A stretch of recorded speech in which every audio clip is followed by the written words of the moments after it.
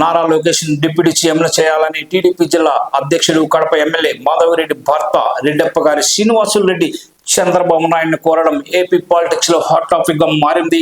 ఈ రోజు నిర్వహించిన కడప జిల్లా మైదుకూరు బహిరంగ సభ వేదికపైనే ఈ వ్యాఖ్యలు చేయడం తీవ్ర చర్చనీయాంశం అయితే అయింది.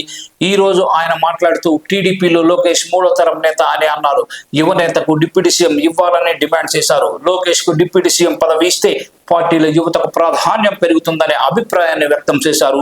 ఇటీవల ఇదే అభిప్రాయాన్ని మహాసేన రాజేష్ సైతం వ్యక్తం చేశారు. గత కొన్ని రోజులుగా నారా లోకేష్ ను డిప్యూటీ సీఎం చేయాలని టీడీపీ శ్రేణుల నుంచి డిమాండ్ కూడా వినిపిస్తుంది. సోషల్ మీడియా వేదికగా ఆ పార్టీ నేతలు ఈ డిమాండ్ను వ్యక్తం చేస్తూ వస్తున్నారు. ఈ నేపథ్యంలో నేరుగా చంద్రబాబు ముందే ఆ పార్టీ నేత ఈ వ్యాఖ్యలు చేయడం సంచలనంగా మారింది. అయితే ఈ వ్యాఖ్యలపై చంద్రబాబు ఎలాంటి రియాక్షన్ ఇవ్వలేదన్నట్లుగా కూడా మనకు తెలుస్తోంది.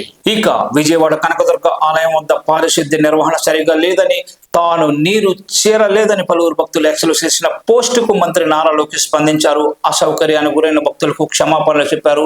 తమ టీం సంబంధిత డిపార్ట్మెంట్ ను ఈ విషయమై సంప్రదిస్తుందన్నారు. ఇలాంటి సమస్యలు మళ్ళీ ఉత్పన్నం కాకుండా చర్యలు తీసుకుంటామని హామీ కూడా ఇచ్చారు.